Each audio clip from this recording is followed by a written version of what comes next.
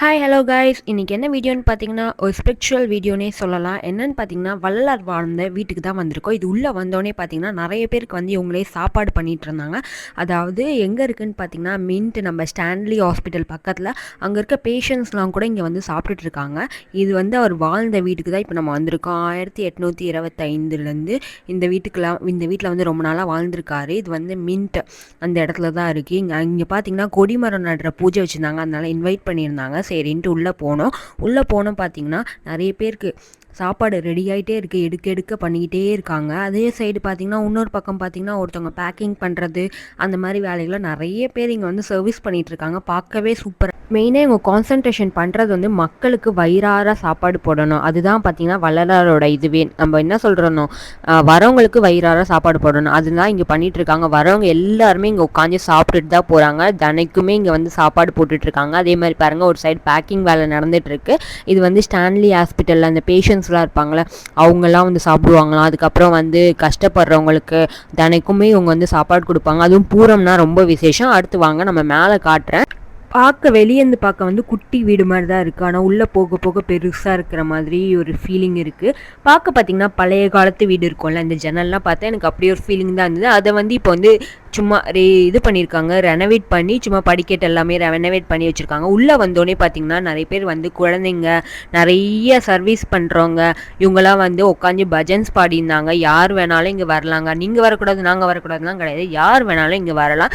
மனசார வந்து நீங்கள் 4 பேருக்கு சாப்பாடு போட்டிங்கனாலே போதும், அதுவே உங்களுக்கு பெரிய விஷயமா நீங்கள் நினைக்கலாம். அது மாதிரி தான் இங்கே இருக்கிறவங்க எல்லாருமே பண்ணிகிட்ருக்காங்க. அன்றைக்கி வந்து கொடிமரம் நட்டுருந்தாங்க, அந்த விசேஷம் தான். அதனால் வந்து நாங்களும் போயிருந்தோம். அதுக்கப்புறம் பார்த்திங்கன்னா இது உள்ளே தான் பார்த்திங்கன்னா அவரோட ஃபோட்டோஸ் எல்லாமே வச்சுருந்தாங்க. அதுக்கப்புறம் பார்த்திங்கன்னா வள்ளலாருக்கு வந்து அந்த அகல் விளக்கு வந்து எப்பயுமே அணையாமல் பார்த்துப்பாங்க.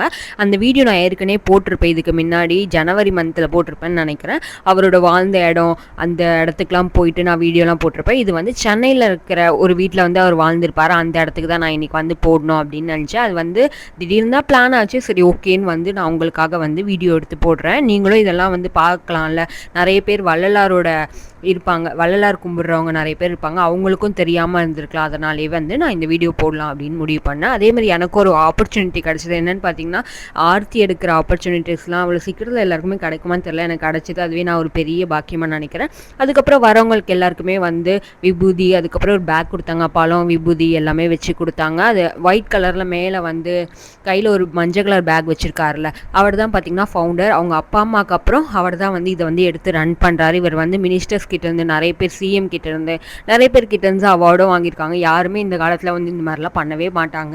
அவங்க ஜென்ரேஷன் போச்சுன்னா அடுத்து வந்து அவங்களுக்கு என்ன அதில் இது பண்ணலாம் அப்படின்னு தான் பார்ப்பாங்க. நான் அவர் கல்யாணம் எதுவுமே பண்ணிக்காமல் வள்ளலாருக்கே வந்து அவரை வந்து அர்ப்பணிச்சுக்கிட்டாரு.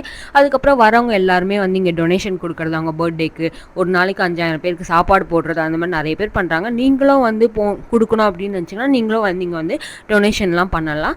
அதே மாதிரி அன்றைக்கி கொடிமரம் ஃபங்க்ஷன் இருந்தது. அதுக்கு வந்து கொடிமரத்துக்கு வந்து பண்ணது எல்லாமே பார்த்திங்கன்னா இந்த பாட்டி தான். இவங்க வந்து அவங்க ஹஸ்பண்டுக்கு வந்து உடம்பு முடியாமல் இருக்கிறப்போ இந்த இடத்துக்கு வந்து நிறைய ப்ரேயர்ஸ் அந்த மாதிரி பண்ணி ஹஸ்பண்டுக்கு சரியானோம் அப்படின்லாம் பண்ணியிருக்கறனால சரி இவங்களே கொடிமரத்தை நாங்கள் பண்ணுறோம் அப்படின்னு எடுத்து இவங்க பண்ணியிருக்காங்க. பார்த்ததால இது கொஞ்சம் ஒரு மேலே ஒரு ஈடுபாடில் அந்த கொடிமரத்தை நாங்கள் கொஞ்சம் நல்லபடியாக செஞ்சுருக்கோம். ஆனால் இவருக்கு ஒரு நல்ல பவர் இருக்குது. அதே மாதிரி நீங்கள் தீவிர பக்தர், வள்ளலாரோட தீவிர பக்தர்னா ஒன்ஸ் ஆச்சு இந்த வீட்டை வந்து விசிட் பண்ணுங்கள் கைஸ். இதோட நெக்ஸ்ட் வீடியோவில் பார்க்கலாம்.